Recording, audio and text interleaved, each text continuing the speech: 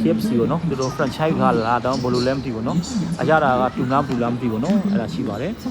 တကယ်တော့ရွှေလီမှာလေကျွန်တော်တို့လဲစရာပတ်စရာဆိုလည်းအများကြီးရှိတယ်ဗျဖုန်းခေါ်ထိုင်ချိန်ပေါ့နော်မြန်မာနိုင်ငံသားတွေပုံများတယ်ဗျဒီမှာလေခုဒီမှာလုံနေတဲ့လုံသမားတွေဆိုရင်လည်းမြန်မာနိုင်ငံသားတွေပေါ့နော်လူသွားလူလာလည်းများပါတယ်ကော်ဖီချစ်သူများဆိုရင်သိပါတယ်ဒီနေရာက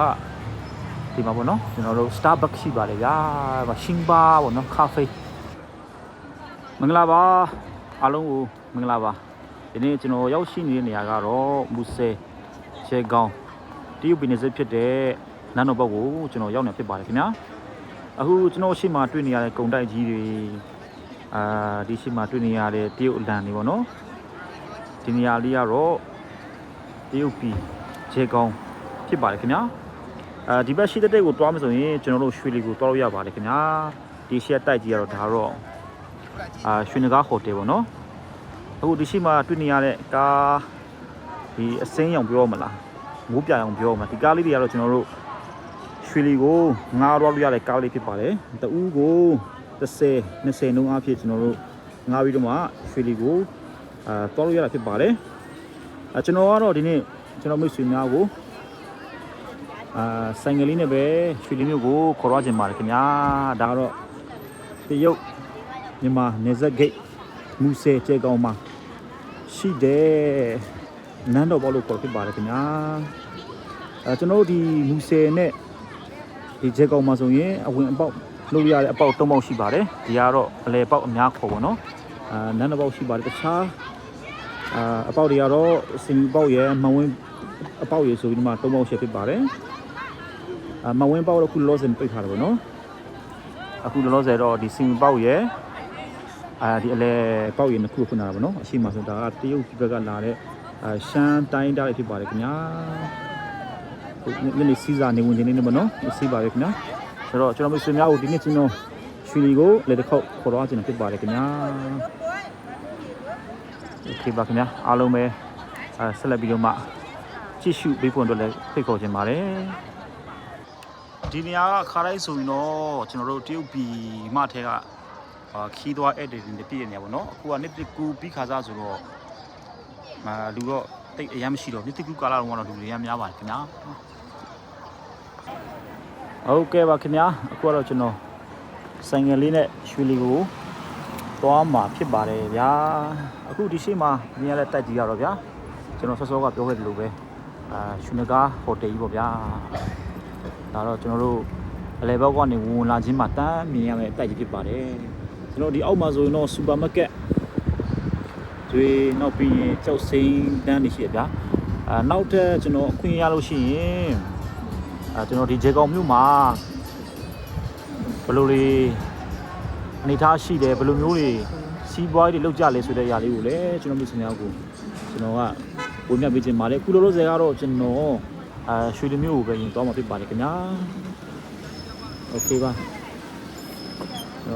ရွှေလီမြို့ကတော့တော်လေးကိုဘယ်လိုပြောမလဲဒီတရုတ်နဲ့မြန်မာနယ်စပ်ပေါ့နော်ရှားမှာစီးပွားရေးလုပ်လို့ကောင်းတဲ့နေရာတစ်ခုလို့ပြောလို့ရတယ်ဗျကျွန်တော်တို့မြန်မာနိုင်ငံသားတွေလည်းအများကြီးရှိတယ်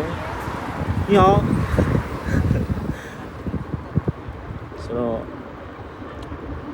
ပြောရရင်တော့ရွှေလီမြို့ကတော့ကျွန်တော်တို့မြန်မာနိုင်ငံဒါးတော်တော်များတယ်ပြောလို့ရတယ်ဗျကျွန်တော်မြန်မာနိုင်ငံသားတွေမရှိဘူးဆိုရင်ရွှေလီမြို့ကတကယ်စီးပွားရေးလှုပ်ရှားလို့လည်းသိမကောင်းဘူးဗျဆိုတော့တခြားနေရာမှာရှိတယ်ကျွန်တော်မိတ်ဆွေတွေပေါ့နော်အဲဒါစိတ်ဝင်စားမယ်လို့ပြောလိုက်ပါတယ်ဒါကြောင့်မို့ကျွန်တော်ကရွှေလီမြို့လေးကိုလည်းတစ်ခေါက်လို့ခေါ်တော့ခြင်းပါလေအခုဒါကတော့ကျွန်တော်တို့မိန်းလက်မယူနော်အရင်တော့ကတော့ကျွန်တော်တို့ဒီမှာအခုဒီ chance ရုပ်ခတ်ထားတဲ့ဒီအစိမ်းရောင်ဝင်းကတော့မနှောကွင်းပေါ့နော်ပချင်မနှောကွင်းဖြစ်ပါတယ်အခုကတော့မဟုတ်တော့ဗျအခုကတော့သူတို့စောက်လို့ရေးအစ်စ်တွေပြန်လုပ်နေပြီဗျဒီရှက်တိုက်ကြီးရဆိုရင်လည်းအရင်တော့တော်တော်လေးစီကားခဲ့တယ်ဗျအခုနောက်ပိုင်းကလူကိုမရှိတော့တာဗျလူမရှိဘဲနဲ့ပိတ်ထားတာတော်တော်ကြာပြီကျွန်တော်တို့ကိုဗစ်တွေပြီးကြတဲ့ကနေမဖြစ်ဘူးဗျကိုဗစ်မတိုင်ခင်လဲလူသိမ့်မရှိဘူးပေါ့နော်ဒီတိုက်ကြီးကတော့တော်တော်လေးတော့ကြာပြီဗျလူနေရတော်တော်ကြာပြီခုတော့ဒီပန်ခဏစောင့်ပါဗျာโอเคဒီပန်တော့ခဏလုပ်ပါဗျာ လမ်းတွေကတော့တော်တော်လေးကောင်းတယ်ဗျာပုံမရှိရှုမရှိပေါ့နော်တော်တော်လေးကိုလာပါတယ်ဒီကတော့ကျွန်တော်တို့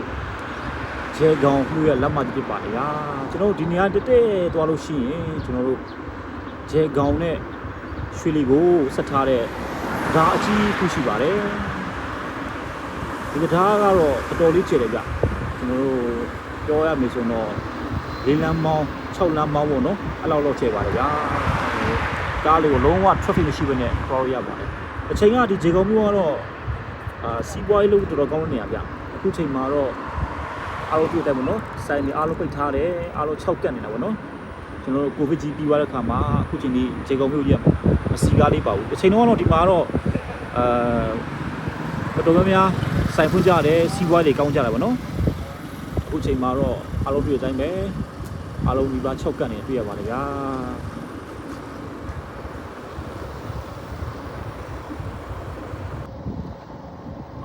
ဒီကနေ့ယာဒီဥတုကတော်တော်လေးကောင်းတယ်ဗျာ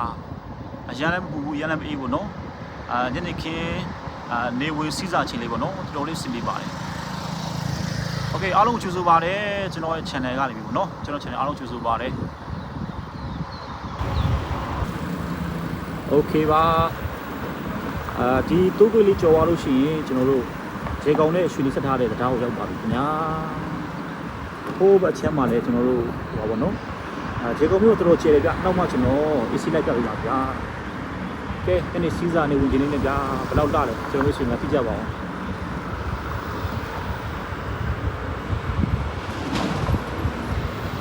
ယာဒီဥတုလည်းကောင်းတယ်လေကောင်းလေတန်းလည်းရတယ်ရှိကင်းလေးရတယ်တော်လေးလာနေရောဗျာကျွန်တော်တို့ဒီ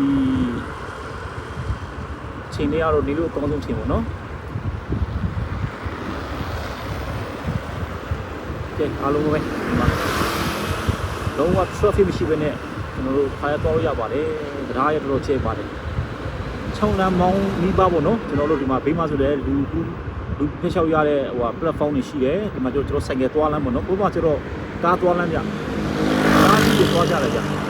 အခုဒီရောက်မှာတော့ဒါတော့ရွှေလေးပေါ့နော်ဒီရောက်မှာတော့ဒါရွှေလေးပါခင်ဗျာ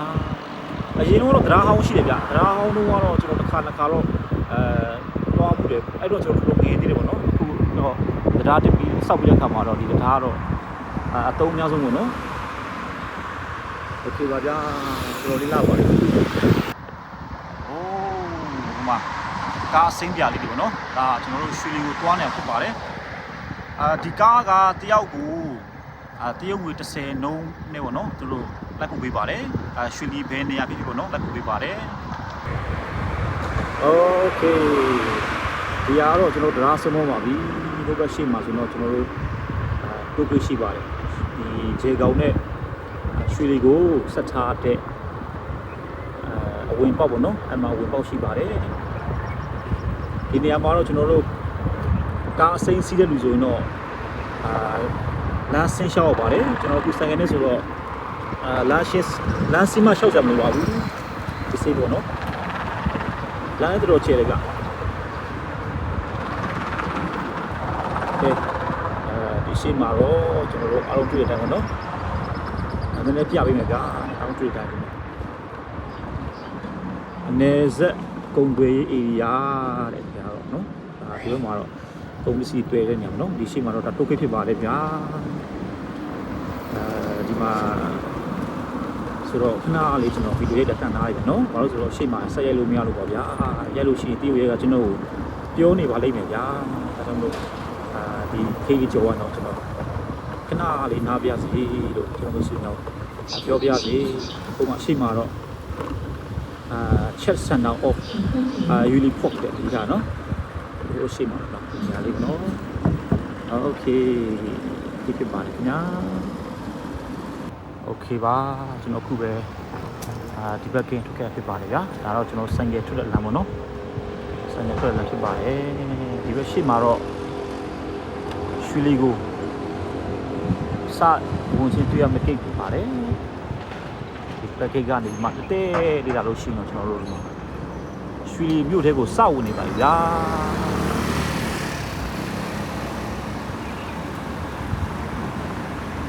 ရွှေလီမြို့မှာတော့ကျွန်တော်တို့ ကားတွေကတော့ကောင်းနေဗျသူကလက်စစ်ကားတွေရောရှိတယ်နောက်ပြီးလို့ရှိရင်ဒီတော့ကျွန်တော် engine ကားတွေရောရှိတယ်ဗျဒီနံပါတ်အပြာနဲ့စာလေးကဒါကတော့ဟောပါနော်ဟိုဟာ engine ကားတွေပေါ့နော်ဟိုနံပါတ်အစိမ်းနဲ့ကားလေးတွေကလက်စစ်ကားဖြစ်ပါတယ်ပုံမှန်သူတို့ဆောက်ထားတဲ့ဘီတုကပညာပုံစံမျိုးလေးလေးလာတယ်ဗျတွေ့ရအောင်စိုးဗျโอเคဒီဘက်စိန်လုံးပြန်ဒိုးထားဗျာဒီဘက်စိန်လုံးပြန်ဒိုးထားဗျာ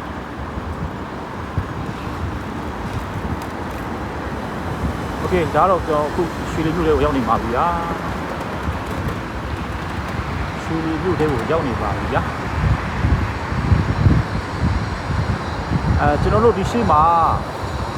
အဝိုင်းဘက်တစ်ခုရှိရဗျကျွန်တော်တို့ညာဘက်ကိုတွားမယ်ဆိုရင်တော့ဒါတော့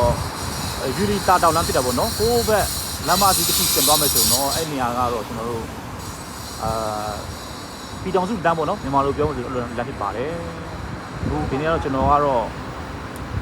ပြည်တော်စုလမ်းမကိုမတွားဘဲနဲ့ဒီဘက်ယူရီတာတောင်လမ်းပေါ့နော်အဲ့လမ်းကိုကျွန်တော်ရင်တွားကြည့်ပါမယ်ဗျာကျွန်တော်တို့ဆွေးနွေးအောင်အပိုင်ကပ်ပေးပါမယ်ဟိုးရှိမှအဝိုင်းဘက်တစ်ခုရှိပါတယ်ကျွန်တော်အဲ့အဝိုင်းဘက်ကိုမတွားဘဲနဲ့ကျွန်တော်ဒီဘက်ကိုချိုးလိုက်ပါမယ်ရွှေလီမြို့ကဘယ်ကပဲတော့သွားပါတော့ကျွန်တော်တို့မြို့ထဲကိုရောက်ပါတယ်โอเคအခုတော့စပြီးတော့မှမောင်စပြုံးနေပြီမီဒီပါတော့ထုံးနေပေါ့နော်မီဒီပါထုံးနေဆိုတော့တော်တော်လာလေဗျဟိုးရှေ့ကအမွာဘူးတိုက်ကတော့ညဆိုတော့မီထုံးနေဗျအဲ့မှာ LED မီလင်တော်လာလေဗျကဲဒီဘက်မှာကျတော့ကျွန်တော်တို့စပါးရှိတယ်နော်ဒါတော့မြန်မာနိုင်ငံသားတွေလည်းတော်တော်များအလုပ်ကြတဲ့နေရာဖြစ်မှာပေါ့နော်ဒီဘက်အရှိကတော့ဒါကတော့လောက်တယ်လို့မို့ဒီအရှိမှာသူမြင်နေရတာလောက်တယ်လို့ဒီတော့ကြောက်တွေပါတွေကဒီအောက်မှာခင်းအောင်ကြတာကြအခုလောလောဆယ်တော့ဒီမှာအရောက်မလို့ကြတော့ဘူးနော်ဟိုးဘက်ရှင်းတယ်လုံးကိုပြောင်းသွားပါပြီဗျာတယ်လုံးဆိုတော့ကျွန်တော်ကြောက်ဝိုင်းခေါ်တော့ဗောနော်ဒီဘက်မှာဆိုနေစပါးတွေအများကြီးရှိတယ်ဒီဘက်မှာကျတော့ကျွန်တော်တို့ကကြောက်စိမ်းနဲ့ပတ်သက်တဲ့ကုမ္ပဏီပေါ့နော်ဒီမှာဆိုကြောက်စိမ်းနဲ့ပတ်သက်တဲ့ဘယ်လိုပြောမလဲလုပ်ငန်းတွေလုပ်ကြတာပေါ့နော်ဒါတရုတ်တွေရဲ့တို့ရဲ့ကုမ္ပဏီပါโอเคပါခင်ဗျာဒီနေရာလေးတော့ညစားတော့တန်းလေးပေါ့နော်ကျွန်တော်ဒီဘက်ကိုမသွားခင်တက်မသွားခင်မှာကျွန်တော်ဒီဘက်ဘယ်ဘက်ကိုချိုးလိုက်ပါမယ်ခုတော့ဒီပိုင်းဆောင်အောင်ပေါ့နော်โอเคโอเคဒီဘက်တက်သွားလို့ရှိရင်ကျွန်တော်တို့ဟိုရောက်တယ်ဗျဟွာမြမကြောက်စိမ်းရှင်းတယ်လို့ပေါ့နော်အဲ့ဘက်ကိုရောက်ပါတယ်ဒီဘက်ဟိုသွားလို့ရှိရင်ဒီနားလေးကိုသွားလို့ရှိရင်ကျွန်တော်တို့အမှားဆိုတော့ကြောက်စိမ်းအချောထဲရောင်းတဲ့နေရာပေါ့နော်အဲ့မှာကျတော့ဗာလဲဆိုရင်ကျွန်တော်တို့ဟိုပေါ့အပွင့်လိုင်းပေါ့နော်အထည်လိုင်းမှာဖြစ်ပါတယ်အဲ့မှာလည်းကြောက်စိမ်းလက်ကောက်တွေလက်စွပ်တွေအများကြီးရှိတာဖြစ်ပါတယ်လို့ကျွန်တော်အချိန်ရလို့ရှိရင်လည်းပြပေးပါမယ်ကျွန်တော်ဒီနေ့ကတော့ကျွန်တော်ဆွေများကိုကျွန်တော်ဒီဘက်နဲ့တွားမယ်နော်ဒီဘက်တွားပြီးတော့မှဒီမှာဘာတွေရှိလဲဆိုတဲ့ຢာလေးကိုဆက်ပြီးတော့ပြပေးချင်ပါတယ်အခုလောဆိုတော့ကျွန်တော်ကမီးပွိုင်းစောင့်နေဖြစ်ပါတယ်ခင်ဗျာโอเคရွှေမျိုးကိုလာလည်းမဲ့ကျွန်တော်မိတ်ဆွေများဒီလန်တက်တွားလို့ရှိရင်ကျွန်တော်ထိုက်လီကိုက်ကိုရောက်ပါတယ်ခင်ဗျာဘယ်မှမကွေ့နဲ့ဘယ်လည်းမကွေ့နဲ့ညာလည်းမကွေ့နဲ့ပေါ့နော်တက်တွားလို့ရှိရင်ကျွန်တော်ထိုက်လီကိုက်ရောက်ပါတယ်ခင်ဗျာအခုဒီရှေ့မှာမြင်ရလေးဒီစောင့်အောင်ကြီးကဒါတော့လောက်တယ်လို့ပေါ့နော်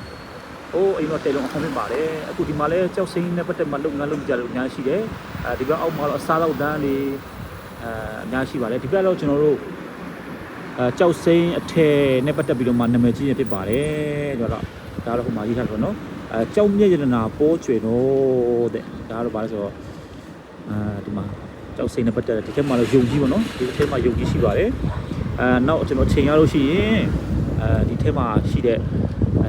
ကြောက်ပေါ့နော်အမျိုးသားတွေဘယ်လိုမျိုးရှိလဲဆိုတဲ့ຢာကိုကျွန်တော်ပြဆွေးများကိုလည်းဘဂုတုတအနေနဲ့ကျွန်တော်က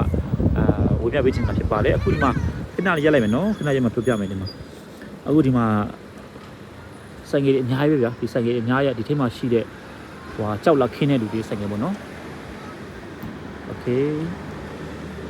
အခုကျွန်တော်ဒီဆက်တော့ပါမယ်ဗျာဒါတော့တဲလုံးနဲ့တဲလုံးမာဂျူရီစီဒီပေါ့နော်ကြောက်စင်းနဲ့ပတ်သက်ပြီးတော့မှဒီညာကတော့ရှင်ကနေမချိခဲ့တယ်ပေါ့နော်အခုလည်းလည်းမချိပါသေးတယ်ဒါပေမဲ့တိတ်မရှိတော့တာလူမရှိတော့တာပေါ့နော်တခြားနေရာတွေပြောင်းကုန်ကြတာပေါ့โอเคပါခင်ဗျာဒီဘက်မှာဆိုတော့ကျွန်တော်တို့ဇပင်းနဲ့ဆိုင်နေဘာတွေညာတွေရှိတာပေါ့နော် စားတော့တန်းနေပါလေဆိုရှိပါတယ်အခု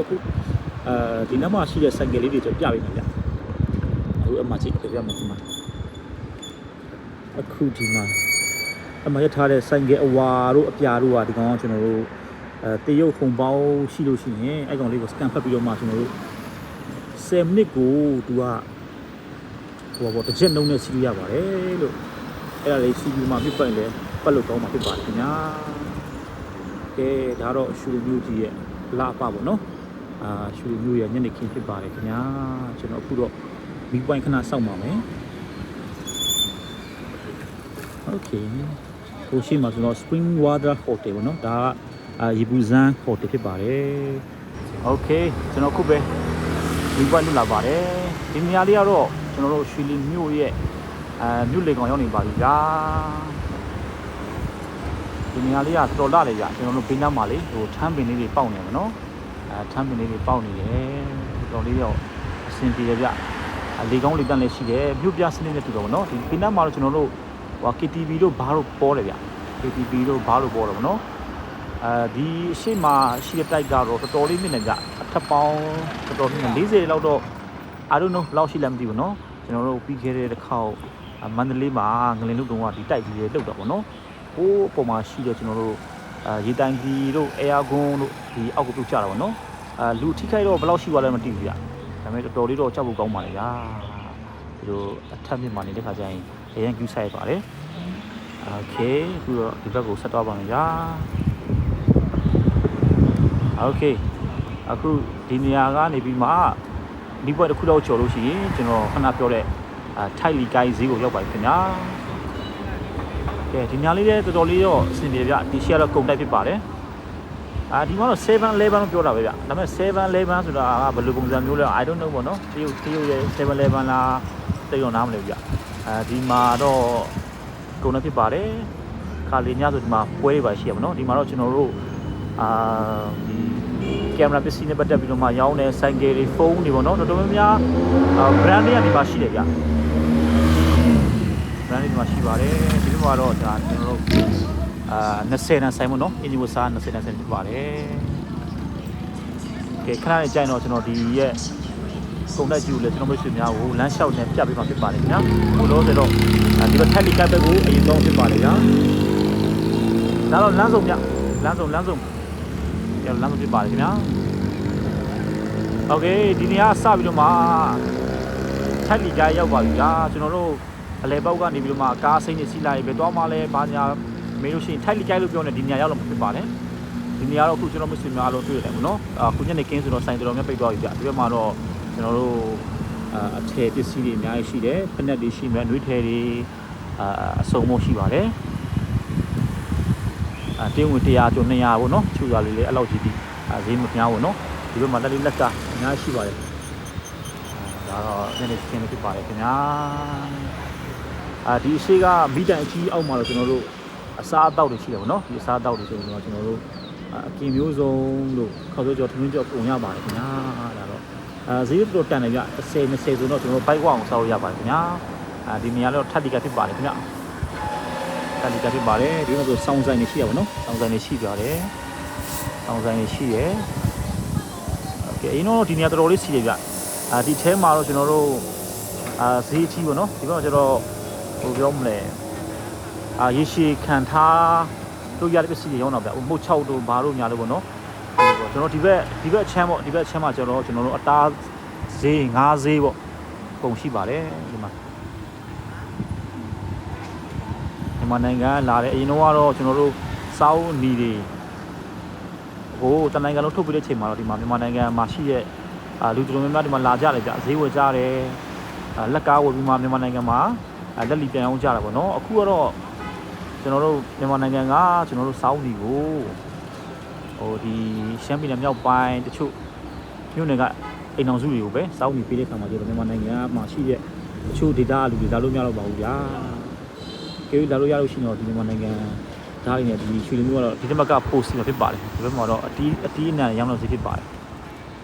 โอเคဒီဒါတော့ကျွန်တော်ထက်လီကိုင်းဆုံးတော့ပါပြီဗျာဒီဘက်ရှေ့ကတော့ဒါတော့ဟိုဘက်တောင်းလို့ဒါ GT ရုံးပေါ့နော်ဟိုဘက်ဒီဘက်သွားလို့ရှိရင်တော့ဒါ GT ရုံးဖြစ်ပါတယ် ဒီဘက်သွားလို့ရှိရင်တော့ဒီဘက်မှာပါရှိတယ်ဆိုတော့ဖာဆယ်ရက်ကွက်ကျော်သွားပြီးလို့ရှိရင်တော့ကျွန်တော်ရွှေမြို့သုံးသွားပါပြီဗျာရွှေမြို့ကနေသွားမယ်ဆိုတော့ကျွန်တော်တို့ကျန်းဖုံးတို့မန်စီတို့ရင်ကျန်းတို့တော့ရပါတယ်ခင်ဗျာဒီဘက်မှာတော့ကျွန်တော်တို့ဆေးဆိုင်တွေရှိမယ်အဝတ်အထည်ဆိုင်ပေါ့နော်အဝတ်အထည်ဆိုင်တွေရှိမယ်ဒီမှာလမ်းလျှောက်ရင်းနဲ့ကျွန်တော်တို့အင်ဂျီဝစားတွေဝယ်လို့ရပါတယ်အင်ဂျီဝစားလိုက်တော်တော်တန်တယ်ဗျ20လောက်ဆိုရင်တော်တော်လေးကိုကျွန်တော်တို့ကောင်းလေးရနေပြီဗျ20လောက်ဆိုတော်ကောင်းလေးရနေပြီဆောင်းဆိုင်နော် Oh my god လောက်ပြီးတော့နောက်ပြီးတော့ဝေါင်းနေတယ်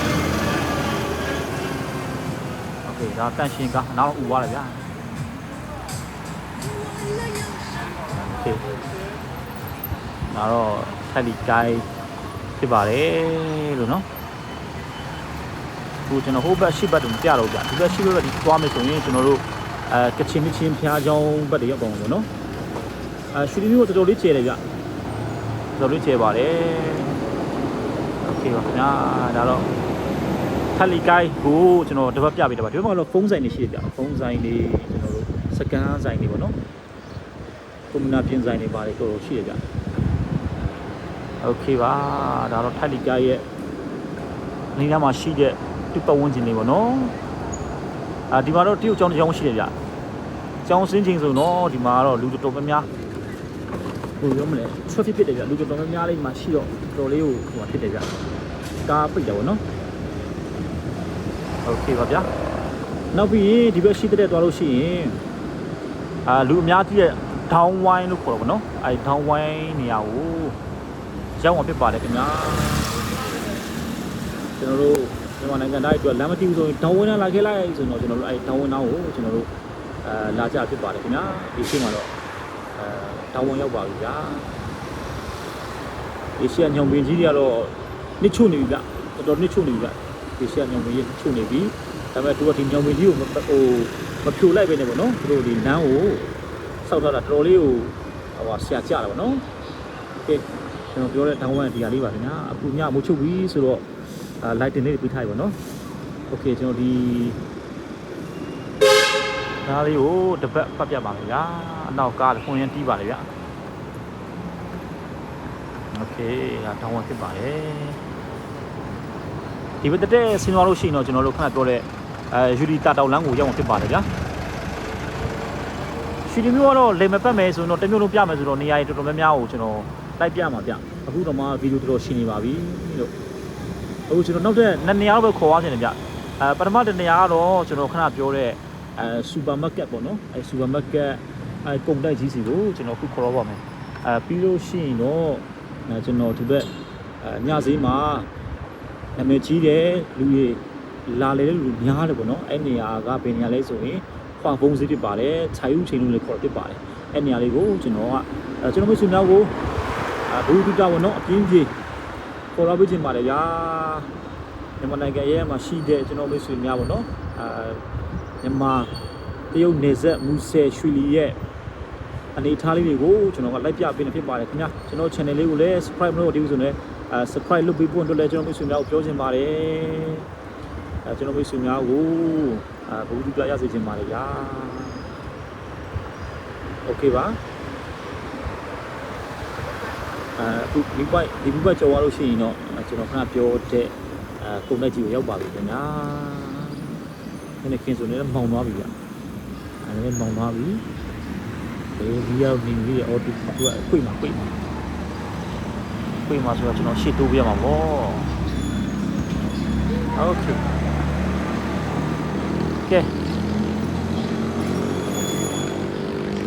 အကြီးဆုံးဒီလိုရတယ်ဗျအိမ်မှာ TV မရှိလို့ရှိရင်ကျွန်တော်ဒီမှာ TV ကထိုင်ကြည့်ရပါတယ်ဗျာလာကစားတာပါ TV တော်တော်ကြီးတယ်ဗျဆိုတော့အခုကျွန်တော်ဒီထဲမှာနည်းလက်ပြပေးမယ်ဗျာကျွန်တော်မရှိဘူးနော်โอเคဒီတက်သွားလို့ရှိရင်တော့ကျွန်တော်တို့ကဟုတ်ပဲနောက်မှုပန်းချင်ရပုံပါဗျနောက်မှုပန်းချင်ဆိုတော်တော်ချေတယ်ဗျကျွန်တော်နောက်တစ်ခေါက်ကျရင်တွိုင်းလိုင်းနဲ့ရက်ပြပါမယ်ဗျာပြီးတော့ကျွန်တော်ဒီကုန်တိုက်မှာပဲကျွန်တော်နည်းနည်းလေးပြပေးပါမယ်ခင်ဗျာโอเคတော်လာရတော်လေးစီတော်လာရလမ်းလျှောက်လို့ကောင်းတယ်ဗျာကျွန်တော်စံကြီးကဒီဘက်မှာရဲရမှာဗျစံကြီးရဲရဲလိုက်စံကြီးရဲမနေရပါမှာလေ င်းရှာလိုက်မယ်နော်โอเคပါခင်ဗျာဒါတော့မန္တရာပေါ့နော်ရွှေလီမျိုးကုန်တိုက်အကြီးဖြစ်တဲ့မန္တရာပေါ့တရုတ်လူတော့ဘယ်လိုပြောလဲမသိဘူးဗျာကျွန်တော်အောက်မှာစာတန်းထိုးပြပါမယ်ဗျာအခုဒီနေရာလေးကိုကျွန်တော်မျိုးရှင်များကိုလည်းလိုက်ပြပေးပါမယ်ဗျာဒီမှာတော့အများကြီးဒီမှာတော့ကျွန်တော်တို့သူတို့ရဲ့ brand နဲ့ပတ်သက်တဲ့ site ကျန်တာအများကြီးရှိရပါတော့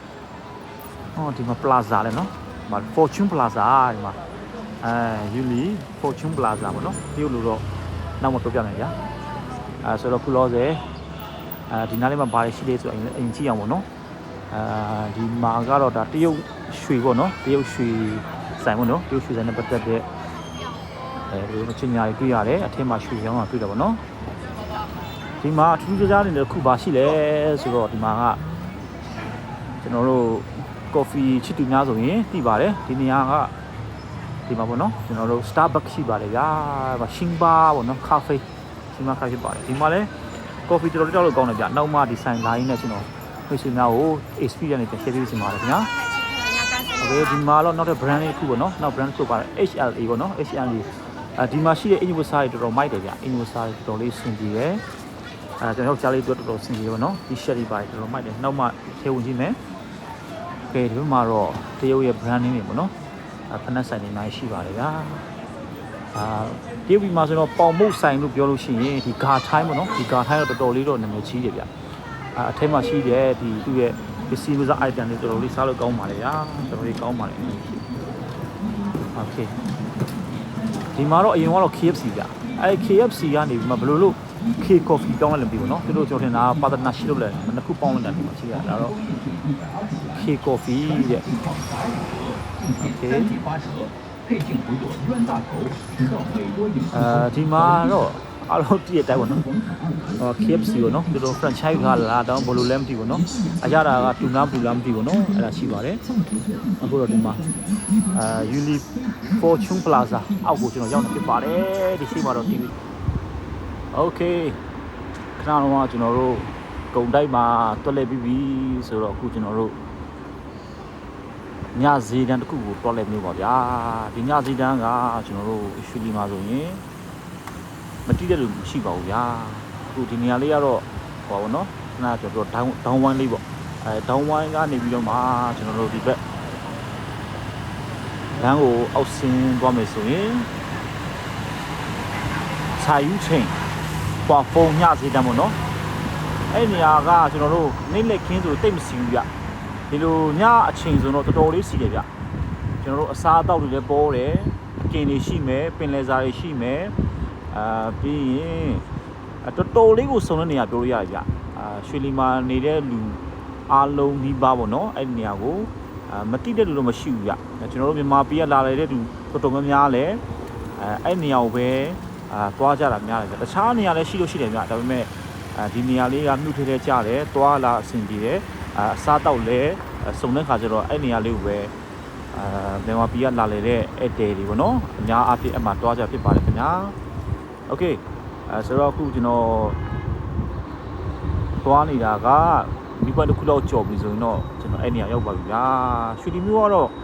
နေလို့ကောင်းတယ်ဗျကျွန်တော်တို့ညပိုင်းအပြင်ထွက်လို့ရှိရင်လည်းညတကောင်12နာရီတနာရီထွက်လို့ရှိရင်လည်းAACC သွားလို့ရပါတော့အမျိုးသမီးမျိုးသားအဲ့လိုခွဲခြားခြင်းမရှိဘဲနဲ့AAC သွားလို့ရပါတယ်ခင်ဗျာတခုလေးဘာတွေတော့အဲ့လိုတော့မရှိဘူးဗျဒီတရုတ်နိုင်ငံမှာလေ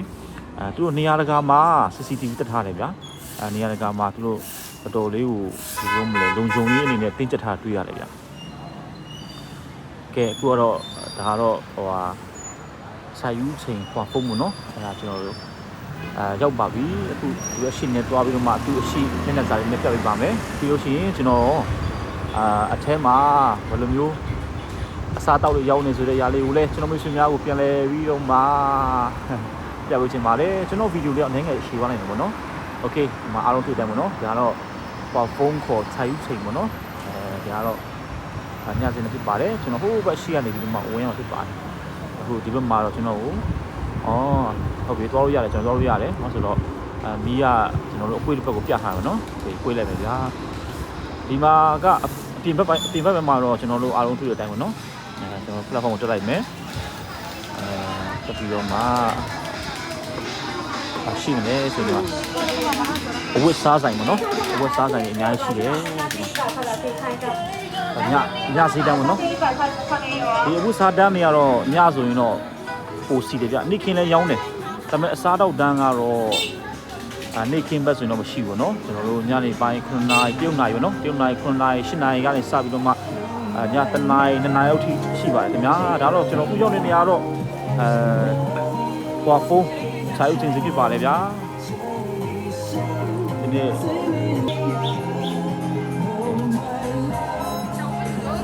ကျွန်တော်တော့ဆိုင်ကယ်တော့မဖြစ်တော့ဗျလမ်းလျှောက်မသွားချင်လို့လေဆိုင်ကယ်ပဲစီးသွားလိုက်ပါမယ်ဗျာကဲဒီမှာတော့ကျွန်တော်တို့ယောက်ျားလေးဝတ်တဲ့အင်ဂျီတွေထင်ဆိုင်ပေါ့နော်သူကရှော့စီးတွေပေးထားတယ်တွေ့ရတယ်နော်ဒီမှာဆိုတော့အမျိုးသမီးလိုအိတ်တွေပေါ့နော်တရုတ်ကတော့တော်တော်လေးထုတ်တယ်ဗျပစ္စည်းတွေပါလေဒါပေမဲ့ quality တစ်ခုပဲလိုပါပေါ့နော်ကဲဒီကတော့ကျွန်တော်ဆိုင်ဦးချင်းဒီအောက်ကိုရောက်ပါပြီဗျာဒီမှာထဲမှာတော့ဒီမှာတွေ့တဲ့တိုင်းပေါ့နော်ဒီမှာတော့ပန်းစည်းဆိုင်တွေရှိတယ်ဒါတော့ညနေခင်းပေါ့နော်ဒီမှာအစားတော့ပေါ်တယ်ဥစားပေါ်တယ်ရေမွေးတွေအလက်ကုန်ရှိတယ်အားလုံးရောင်းတော့ပေါ့နော်ညနေခင်းလမ်းလျှောက်တဲ့ဒီလည်းများပါတယ်ခင်ဗျာကဲဒီမှာတော့စံငယ်ဝင်လို့ရတော့တော်တယ်ရပါနော်ဒီထဲမှာဆိုရင်တော့ကျွန်တော်တို့အစားတော့တန်းရောက်ပါပြီခင်ဗျာဒီမှာအစားတော့တော်တော်များတယ်ဗျကျွန်တော်ဒီဘက်ညာဘက်ကနေရင်ပြပေးမယ်နော်ဒီဘက်တော့ညာဘက်ရင်ပြပေးမယ်ဒီမှာဆိုရင်တော့ကျွန်တော်တို့ခီဝင်းစားမလားပင်လယ်စာစားမလားဗောနော်အစုံရပါတယ်မှာအတီးတွေအစုံရပါတယ်ခင်ဗျာညစီတန်းဖြစ်ပါတယ်ကဲဒီမှာညစီတန်းဖြစ်ပါတယ်ခင်ဗျာဒီဟောင်းကြီးအောင်ဒီမှာစားတော့တော်တော်စုံပါတယ်မြန်မာလူလေးကြီးထားတယ်တရုတ်လူကြီးထားတယ်ဗောနော်โอเคကဲဒီနောက်မှာဆိုတာမူကထပေါ့မူကထဆန်ဖြစ်ပါတယ်မူကထဆန်ဖြစ်ပါတယ်ညာဒီဘက်မှာဆိုကလေးအဝတ်စားတန်းဆိုင်ပေါ့နော်တော်လေးကိုဈေးပေါ်နဲ့ဈေးတက်တာလည်းပေါ့ဝယ်လို့ရပါတယ်ခင်ဗျာโอเคဆိုတော့ပြန်ခောက်ပြီနော်ဟိုဘက်ရှိမှာတော့ကျွန်တော်တို့အေးဆိုင်ပေါ့နော်အေးဆိုင်တွေရှိတယ်ကျွန်တော်တို့ဒီ basic တွေပါစားလို့ရတဲ့နေရာရှိတယ်ပေါ့နော်တော်တော်လေးစုံနေဗျတော်တော်လေးစုံနေဗျရွှေလီမျိုးကိုရောက်လို့ရှိနေဒီမှာလာလေပို့ရင်အတွက်လည်းကျွန်တော်အကြံပြုချင်ပါတယ်ခင်ဗျာညဆိုတော့ဒီမှာဇုံတွဲလည်းများတယ်ဇုံတွဲတွေများတယ်ပေါ့နော်ကောင်လေးတွေကောင်မလေးတွေများတယ်ဒီမှာဒါဆိုအကင်ဆိုင်ပေါ့နော်ပေါ်ဆိုင်အကင်ဆိုင်ဒီမှာအတိစိတ်စားတဲ့အကြောင်းအရာတွေတော့ကျွန်တော်နောက်တဲ့ဗီဒီယိုမှာဖြစ်နိုင်ပါတော့ပြင်ပြချင်ပါတယ်ဒီရှယ်အင်ဒီဝါနဲ့ဒါ white mic ပေါ့နော်ဒါတော့ဒီဘက်သမားတွေပါဗျာမြန်မာနိုင်ငံသားတွေပုံများလိုက်တာဒီမှာလေအခုဒီမှာလုံနေတဲ့လုံသမားတွေဆိုနေတယ်မြန်မာနိုင်ငံသားတွေပေါ့နော်ကျွန်တော်တို့ရွှေရောက်တဲ့အခါမှာလေတရုတ်စကားအရင်မတန့်လဲဆင်ပြေဗျမဟုတ်ဝယ်စားဟင်းဝယ်စားဘာဝယ်စားညဝယ်စားဆိုတော့ကျွန်တော်တို့ဗမာလိုပြောတတ်တယ်ဆိုရင်တော့ကျွန်တော်တို့ဘယ်လိုလဲအဆင်ပြေတယ်ပေါ့နော်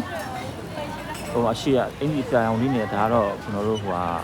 တရုတ်ပြည်ចောင်းသူចောင်းသားတွေပေါ့နော်ចောင်းသားဖြစ်ပါတယ်ခင်ဗျာโอเคကဲဈေးကတော့တိတ်မကျေသေးတော့ဘူးဗျဒါပေမဲ့လည်းအစားတော့တော်တော်စုံတယ်ပေါ့နော်ရှိမှဆို VND တွေပါရှိပါတယ်ခင်ဗျာโอเคဒါလည်းတော့ဟိုဖုန်းခြိုင်ဦးစိန်ပေါ့နော်ဈေးလေးကိုကျွန်တော်အနေငယ်ပြပြီးတော့ဖြစ်ပါတယ်ခင်ဗျာโอเคဒီတော့ကျွန်တော်ဈေးတဲ့ဆက်ပြန်ထွက်မှာပေါ့နော်ဈေးတဲ့ပြန်ထွက်ပါမယ်ဗျာโอเคဒီဗီဒီယိုလေးတော့နည်းနည်းရှည်သွားပြီဗျာတော်တော်လေးရှည်သွားပြီပေါ့နော်ဒီဘက်ရှစ်ချမ်းမှာဆိုတော့ကျွန်တော်တို့ကွန်ပျူတာလက်ရှိပစ္စည်းဆိုင်တွေရှိရပါတော့ဒီရှိမှာဆိုတာစူပါမားကတ်သူတို့နိုင်ငံရဲ့ brand တစ်ခုပဲဗျတော်တော်နာမည်ကြီးတယ်ဗျဒီကောင်လေးလေတော်တော်နာမည်ကြီးတယ်ဒီဘက်ရှိမှာတော့ကွန်ပျူတာတန်းလက်ရှိပစ္စည်းတွေရောင်းနေဗျဒီဘက်မှာတော့လေဟိုရောင်းမလဲဒီသူတို့ရဲ့တရုတ်ရောင်းမလဲတရုတ်နိုင်ငံ brand တွေပေါ့နော်အဲ့ဒါတွေဒီတော်တော်များများရောင်းတွေ့ရတယ်ဗျโอเคပါဗီဒီယိုလေးရမ်းရှည်တော့ပါပြီနော်ဟုတ်ကဲ့ပါခင်ဗျာကျွန်တော်ဒီဗီဒီယိုလေးကိုနှိကုံးချုပ်ချင်ပါတယ်အခုဒါရွှေလီမြို့ရဲ့အနေအထားလေးတွေပေါ့နော်ကျွန်တော်ကနည်းနည်းလေးလိုက်ပြဖြစ်ပါတယ်တကယ်တော့ရွှေလီမှာလေကျွန်တော်တို့လဲစရာပတ်စရာဆိုလည်းအများကြီးရှိတယ်ဗျတလိမ့်ဆန်ဥယျာဉ်လည်းရှိတယ်ကျွန်တော်တို့ပန်းချန်တွေရှိတယ်ရေတကုံတွေရှိတယ်ပေါ့နော်နောက်ပြီးရင်ကျွန်တော်တို့ဟိုဘားတွေ club တွေ KTV တွေတော်တော်များများရှိတယ်ဗျမနက်ပိုင်းကလူတိတ်မရှိဘူးဗျဒီလိုခုညအချိန်ဆိုရင်အလုပ်ပုံများတယ်ဗျတချို့အလုပ်ဝင်တဲ့လူတွေဆိုရင်တော့ညနေ3 နာရီလောက်ကနေပြီးတော့မှမနက် 8နိုင်လောက်ထိအလုပ်ဝင်ကြတယ်လို့ရှိတယ်နော်ဒါကြောင့်မို့ရွှေလီမျိုးကတော့နေခင်းဘက်ကတော့လူသိမ့်မရှိဘူးကြာမနက်ခင်းဆိုရင်တော့ကျွန်တော်တို့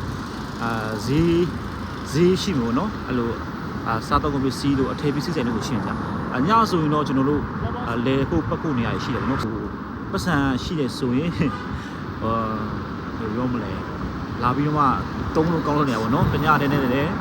ပြုံးဝင်2000လုံးတောင်ပေါ့နော်စိတ်တင်း15သိန်းအဲ့ဒီမှာကလည်းကျွန်တော်တို့အများကြီးသုံးလို့ရပါတယ်ရွှေလီမျိုးကလေတကယ်လဲဘယ်လိုပြောမလဲလေလို့ပတ်လို့ကောင်းတယ်ဖြစ်ပါတယ်ရာသီဥတုလည်းကောင်းပါတယ်နော်တခြားတော်ဆုံဆုံလေးရှိရပြဆေးရုံတွေရှိမယ်တော်လေးဆုံဆုံလေးရှိရပြဆိုတော့ဒီနေ့ဗီဒီယိုလေးကတော့ကျွန်တော်အနည်းငယ်ပြပေးရပါတော့ဒီကုံတိုက်ကြီးတွေကျွန်တော်ဒီညစီတန်းလေးတွေပေါ့နော်နာမည်ကြီးဖြစ်တဲ့ဒီထိုက်လီကိုင်းတို့အဲ့လိုလေးပြပေးပေါ့နောက်ပြီးရင်ဒီရွှေလီမျိုးမှာမြန်မာနိုင်ငံသားအများစုလုပ်ကြတယ်ပေါ့နော်ဒီကြောက်လုံများနဲ့ပတ်သက်ပြီးတဲ့အရာတွေအများကြီးရှိတယ်ဗျအဲ့ဒီအရာလေးတွေကိုနောက်တဲ့ဗီဒီယိုတွေမှာကျွန်တော်အချိန်ရရင်ရတယ်လို့တင်ပေးပါမယ်ပေါ့နော်ကျွန်တော်ကြောက်ဝိုင်းကိုတွက်လိုက်တဲ့ခါကျရင်ဘယ်လိုနေထားရှိတယ်ဘယ်လိုအရောင်းလုပ်ကြလဲဆိုတဲ့အရာလေးတွေကျွန်တော်မိတ်ဆွေများကိုဘူးတူတာရစေချင်တယ်အဲ့အတွက်လည်းကျွန်တော်ကအချိန်ရှိတယ်လို့เนาะကျွန်တော်တင်ပေးပါမယ်ဗျာအခုတော့ဒီနေ့ဗီဒီယိုလေးကတော့အရင်ရှိသွားပြီဗျဒီနေရာမှာပဲဆုံးဖြတ်ချင်ပါတယ်ကျွန်တော်ဗီဒီယိုလေးကိုစိတ်ရှည်လက်ရှည်နဲ့အစားကနေအဆုံးထိကြည့်ရှုပေးတဲ့ကျွန်တော်မိတ်ဆွေများအားလုံးကိုလည်းကျေးဇူးများတင်ပါတယ်ကျွန်တော် channel လေးကိုလည်း subscribe လုပ်လို့ဆိုလည်းsubscribe လုပ်ပြီးဖို့အတွက်ကျွန်တော်ပြောချင်ပါတယ်ခင်ဗျာကျွန်တော်အားလုံးကိုကျေးဇူးတင်ပါတယ်နောက်ထပ်အသစ်တော်ဗီဒီယိုတစ်ခုမှာပြန်လည်ပြီးတော့မှစိတ်ဝင်စားစရာကောင်းတဲ့အရာတွေနဲ့ပြန်ပြီးမှဆုံးဖြတ်ချင်ပါတယ်ခင်ဗျာအားလုံးကိုကျေးဇူးတင်ပါတယ်ခင်ဗျာ see you in next video bye bye